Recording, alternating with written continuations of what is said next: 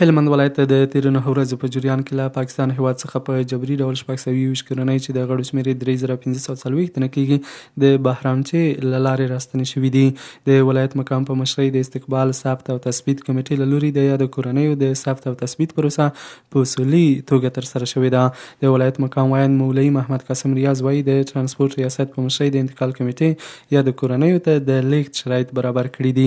د کلیو بیا رغونې پراختیا ریاست په مشرۍ خدماتي کمیټې مهاجرینو ته د خوراک څښاک او نور اړین لومړني مواد چمتو کړي دي.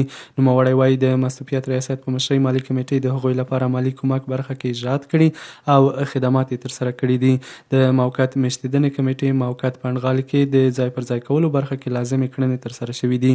هغه وایي د دغو ټولو کمیټو د همغږۍ د نظارت لپاره د ولایت مقام د لوزیم دید په اساس ملا حفیظ الله اکبر آغا د مسؤل په حیث ټاکل شوی دی. د تیرو 9 ورځو په جریان کې د ګاونډي هیواد پاکستان څخه په جبري ډول د بهرامچې له لارې هلمند ته 620 کورنۍ راستنې شوي چې د غړو شمېر یې 3540 تنه ده. دا په داسې حال کې ده چې هېواد ته راستنېدونکو کډوالو ته د دې ولایت مسؤلینو په یو شمېر برخو کې ګڼې اسانتیاوې رامنځته کړې او لا هم هڅه کوي چې له دوی سره خپلې مرستې دوامداره وساتي.